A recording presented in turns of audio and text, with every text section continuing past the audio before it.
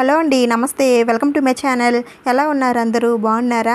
అక్షయ తృతీయ పూజ ఎలా చేసుకున్నారు నాతో కామెంట్ సెక్షన్లో షేర్ చేసుకోండి. మనకి ఇంకా వైశాఖ మాసం అనేది స్టార్ట్ అయిపోయింది కాబట్టి మనకి వైశాఖ శనివారాలు అనేవి కూడా వచ్చేస్తున్నాయండి. వైశాఖ మాసంలో వైశాఖ శనివారాలు చాలా విశేషమైనవండి. అందుకని నేను ఈరోజు వీడియోలో వైశాఖ మాసంలో మొదటిగా వచ్చే శనివారం రోజున స్వామివారికి పూజ ఎలా చేయాలి, మామిడి పళ్ళు పూజ ఎలా చేయాలి, ఈ స్వామివారికి ఏ నైవేద్యం నివేదన చేయాలి, అలాగే ముత్తైదువులకి తాంబూలం ఎలా ఇవ్వాలి అనే విషయాలన్నీ కూడా ఈరోజు వీడియోలో షేర్ చేస్తానండి. చాలా సింపుల్ పద్ధతిలో మీ అందరూ చేసుకునే విధంగానే ఉంటుందండి. వీడియో మొత్తం చూడటానికి ట్రై చేయండి. మనకి మొదటి వైశాఖ శనివారం అనేది 2025 మే 3వ తేదీన శనివారం నాడు వస్తుందండి. ఈ రోజు తిథి షష్ఠి తిథి, కానీ తిథులతో సంబంధం లేదండి. ఈ మాసంలో వచ్చే అన్ని శనివారాలు కూడా చాలా విశేషమైనవి. మనకి ఈ వైశాఖ మాసంలో 4 శనివారాలు వస్తున్నాయండి. ఈ 4 శనివారాల్లో కూడా స్వామివారిని ఏ విధంగా పూజించాలి, రావియాకు దీపం ఎలా పెట్టాలి అనే విషయాలన్నీ కూడా నేను ముందుగానే తెలియజేస్తాను. ఈ వైశాఖ మాసంలో వచ్చే మొదటి శనివారం రోజున దేవుడికి మామిడి పళ్ళు అనేవి పెట్టుకుంటామండి. రేపు ఒక్క వారమే చేసుకునే అవసరం లేదు. ఇదే పూజ నెక్స్ట్ వచ్చే వారాల్లో కూడా మీరు చేసుకోవచ్చు. ఎందుకంటే మనం వైశాఖ మాసంలో వచ్చే అన్ని శనివారాలు కూడా మనం ఆ స్వామివారిని పూజిస్తాము. అలాగే ఈ వైశాఖ మాసంలో వచ్చే మొదటి శనివారం రోజునే చాలామంది ఈ మామిడి పళ్ళు అనేవి దేవుడి మూలన పెట్టుకోవడం జరుగుతుంది. మేము కూడా ఈ రోజే పెట్టుకుంటామండి. అందుకని నేను ఇక్కడ కొన్ని మామిడి పళ్ళు అయితే తీసుకున్నాను.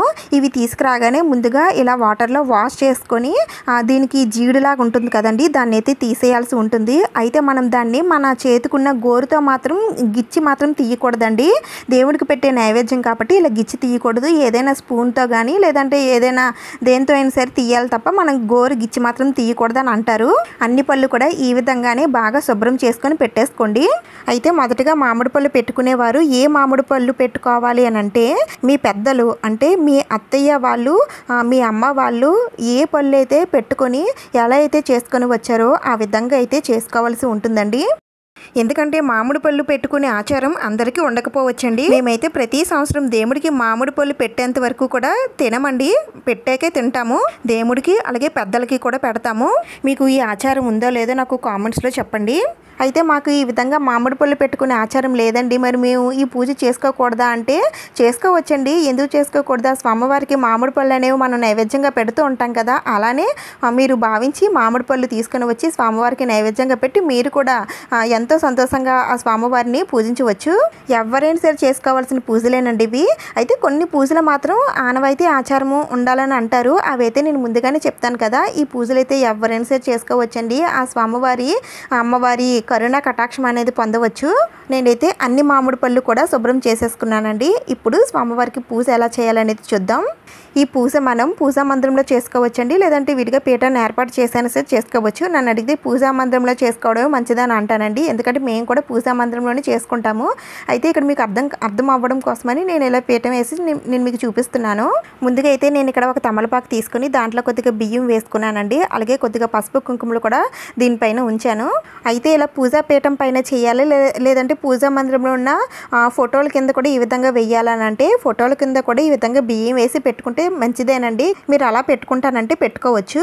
ఇక్కడ నేను వెంకటేశ్వర స్వామి వారు, లక్ష్మీదేవి కలిసి ఉన్నటువంటి ఫోటోని అయితే తీసుకున్నానండి. ఇలా ఇద్దరు కలిసి ఉన్నటువంటి ఫోటోనే తీసుకోవాలండి. ఎప్పుడు కూడా ఒక్క స్వామివారు ఉన్న ఫోటోని అయితే తీసుకోకూడదు. ఒకవేళ తీసుకున్నా సరే పక్కనే లక్ష్మీదేవి అమ్మవారి ఫోటో కూడా మనం పెట్టుకోవాలి. నాకైతే ఈ ఫోటోలోని ఇద్దరు ఉన్నారు కాబట్టి నేను ఈ ఫోటోని పెట్టుకుంటున్నానండి. ఇప్పుడు స్వామివారిని మీ దగ్గరుండి పువ్వులతో అలాగే తులసి మాలలతో స్వామివారిని అందంగా అలంకరించుకోండి. ఆ స్వామివారిని ఎంత అందంగా అలంకరిస్తే ఆ స్వామివారు అంత సంతోషిస్తారు. మీ దగ్గరున్న నగలతో కానీ, పువ్వుల మాలలతో కానీ, తులసి మాలతో కానీ స్వామివారిని అందంగా అలంకరించండి. ఆ తర్వాత మనం పూజా మందిరంలో అక్షయ తృతీయ రోజున ఎలాగూ కొత్త పసుపు కుంకుమలు అయితే తెచ్చి పెట్టుకున్నాం కదండి. ఆ పసుపు కుంకుమలే మీరు విడిగా పీఠం వేసుకున్నట్లయితే అవే తీసుకుని వచ్చి పెట్టుకోవచ్చండి. పూజా మందిరంలోని మీరు ఈ పూజ చేస్తున్నట్లయితే ఆల్రెడీ ఉంటాయి కాబట్టి ఇంకా పెట్టుకోని అవసరం లేదు. ఇంక తర్వాత మీ దగ్గర శంకు చక్రాల అఖండ దీపం కానీ లేదంటే శంకు చక్రాల దీపాలు కానీ ఏవైనా ఉంటే పూజలో పెట్టుకోండి. ఇప్పుడు ఈ దీపం దీపంలో నేను నిండుగా బియ్యం అయితే వేసుకుంటున్నానండి. ఇదేంటి దీపం కదా పెట్టాలి, బియ్యం వేస్తున్నారేంటి అని అనుకుంటున్నారా? అయితే నేను ఇప్పుడు దీంట్లో స్వామివారిని పెట్టుకోబోతున్నానండి. నా దగ్గర వెంకటేశ్వర స్వామివారి చిన్న విగ్రహం అయితే ఉందండి. నేను దాన్ని ఇప్పుడు దీంట్లో పెట్టుకుంటున్నాను. ఈ స్వామివారిని కూడా మీ దగ్గరున్న పువ్వులతో అందంగా అలంకరించుకోండి. నేనైతే లిల్లీ పువ్వులతో ఇలా అందంగా మాలలు అయితే కట్టుకున్నానండి. అయితే ఈ మాలలు సింపుల్గా ఎలా కట్టాలనేది నేను ముందుగానే వీడియో పెట్టానండి. ఒక్కసారి ఆ వీడియో చూస్తే మీరు కూడా ఈ అందమైన మాలలు మీరు కూడా తయారు చేసుకోవచ్చు. ఒకవేళ ఈ పూజ చేయడం ఈరోజు కుదరకపోయినట్లయితే, అంటే లేడీస్కి పీరియడ్స్ ప్రాబ్లమ్స్ అవి ఉంటాయి కదండి, ఈరోజు మామిడి పళ్ళు పెట్టడం కుదరకపోయినా, స్వామివారికి పూజ చేయడం కుదరకపోయినా నెక్స్ట్ వచ్చే శనివారం రోజున చేసుకోవచ్చండి. ఇంకా నేను మామిడి పళ్ళని కూడా ఈ విధంగా దేవుడి దగ్గర పెట్టుకుంటున్నానండి.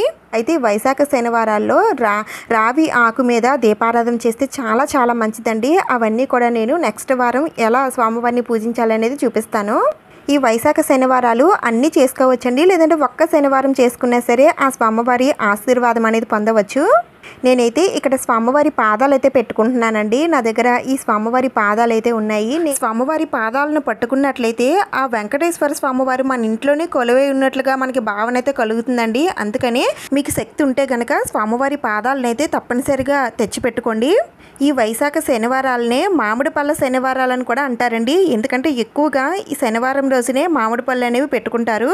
అయితే మాకు ఈ మామిడి పళ్ళు పెట్టుకునే ఆచారం ఉందో లేదో తెలియదండి. కానీ మేము ఇంతకుముందే మామిడి పళ్ళు అనేవి మేము తినేసాము. మరి ఇప్పుడు మేము ఈ పూజ చేసుకోవచ్చా, దేవుడికి మామిడి పళ్ళు పెట్టచ్చా అని మీలో కొంతమందికి సందేహం అయితే రావచ్చు.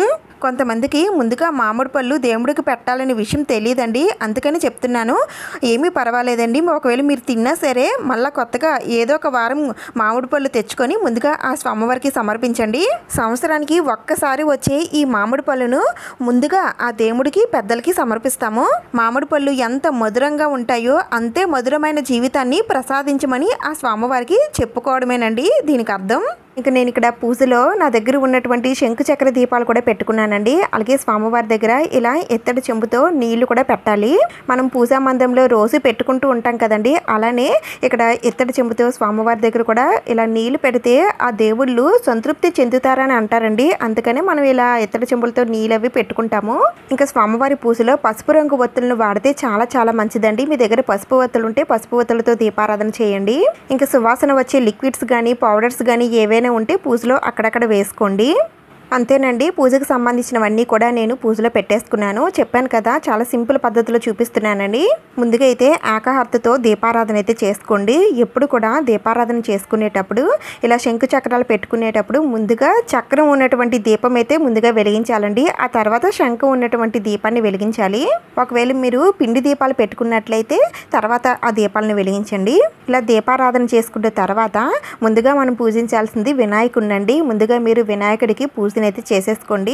ఆ తర్వాత స్వామివారి పూజను అయితే ప్రారంభించండి.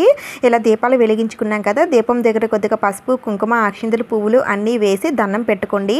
అలాగే స్వామివారికి ధూపం చూపించి స్వామివారి పాదాల పైన కూడా పసుపు కుంకుమ అక్షింతలు పువ్వులు వేసి ఆ స్వామివారికి ఆహ్వానం పలికి నమస్కారం చేసుకోండి. అయితే మీరు ఈ వైశాఖ శనివారాలు ఎన్ని శనివారాలు చేసుకుంటారు అనేది ఆ స్వామివారికి చెప్పుకోండి.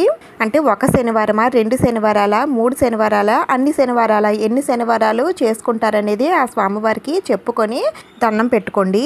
ఇప్పుడు స్వామివారికి తులసి దళాలతో కానీ పసుపు పువ్వులతో కానీ అక్షింతలతో కానీ ఆ స్వామివారి అష్టోత్తరాలు సహస్రనామాలు అన్నీ కూడా చదువుకొని పూజనైతే చేసుకోండి.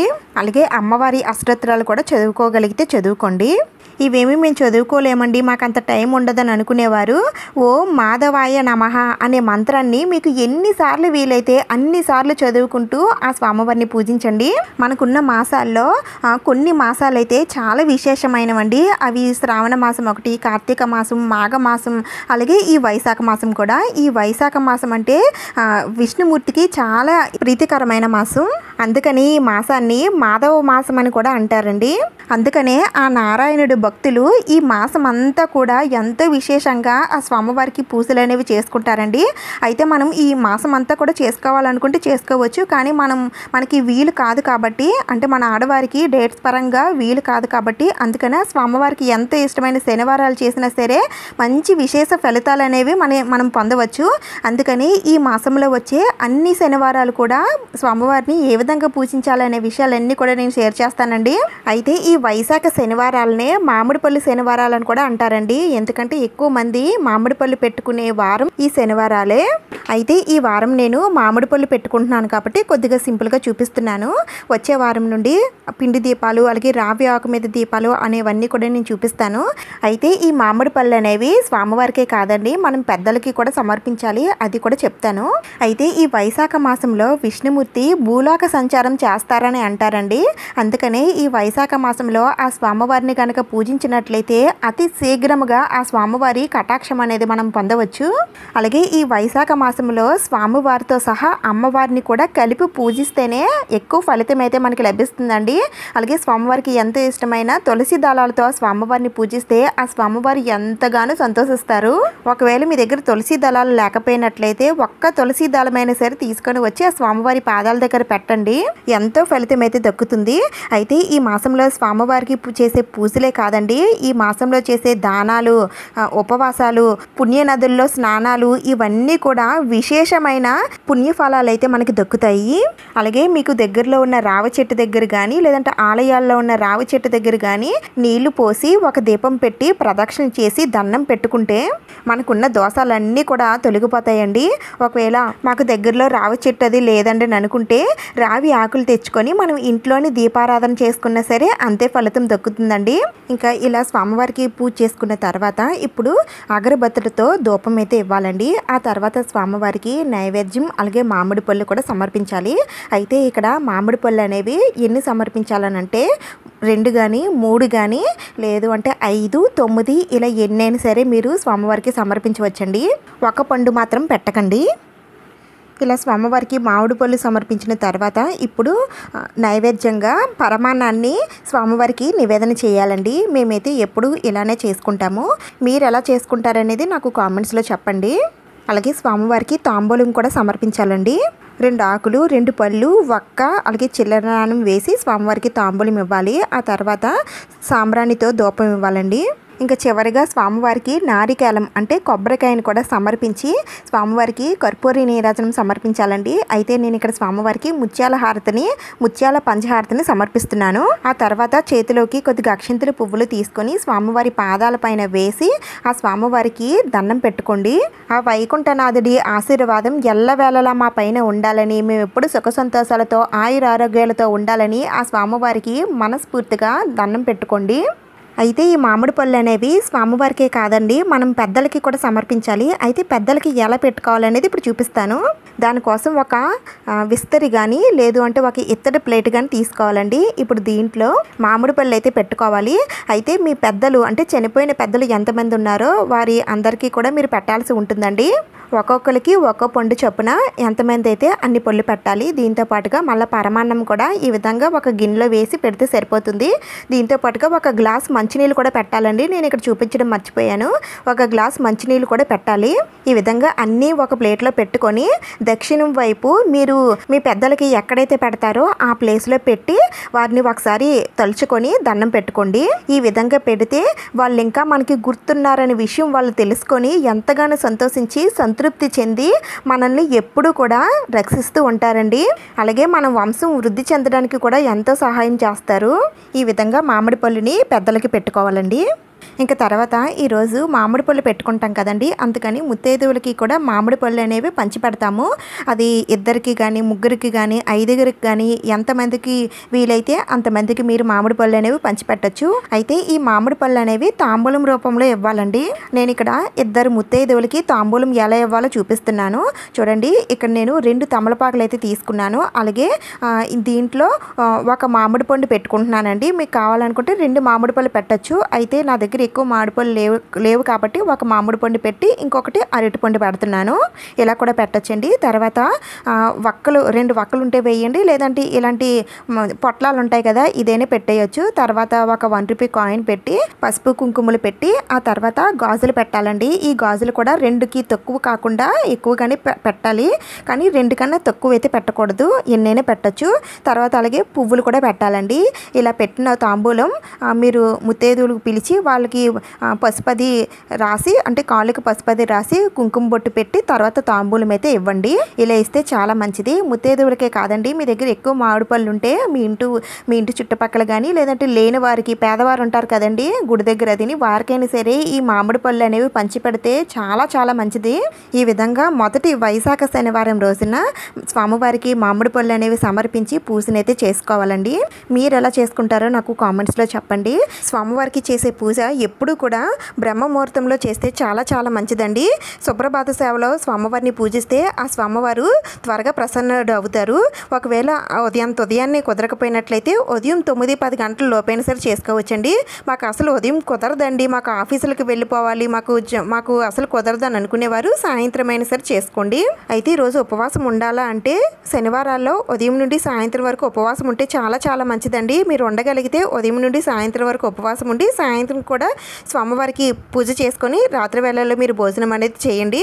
అలా ఉండలేమండి అని అనుకుంటే మామూలుగా మీరు శాకాహార భోజనం చేసుకొని స్వామివారికి చక్కగా పూజ అనేది చేసుకోవచ్చు. పూజ అయిన అనంతరం స్వామివారికి మామిడి పళ్ళు పెడతాం కదండి, ఆ మామిడి పళ్ళే తీసుకొని ముందుగా తినాలి. ఆ తర్వాత నుంచి మీరు మామిడి పళ్ళు అనేవి తినేయచ్చు. ఎవరైనా సరే మామిడి పళ్ళు తెచ్చుకొని స్వామివారికి నివేదన చేసి పూజనైతే చేసుకోండి. ఈ విధంగా మొదటి వైశాఖ శనివారం పూజనైతే చేసుకోవాలండి. మీరు ఎలా చేసుకుంటారో నాకు కామెంట్స్లో చెప్పండి. ఈ వీడియోలో మీకు ఎలాంటి డౌట్స్ ఉన్నా సరే నన్ను కామెంట్స్లో అడగండి, నేను తప్పకుండా రిప్లై ఇస్తాను. ఈ వీడియో మీకు నచ్చింది, యూజ్ అయిందని అనిపిస్తే ప్లీజ్ తప్పకుండా లైక్ చేయండి, షేర్ చేయండి, సబ్స్క్రైబ్ చేసుకోండి. ఇంకొక మంచి వీడియోతో మళ్ళీ కలుద్దాం. Thank you for watching.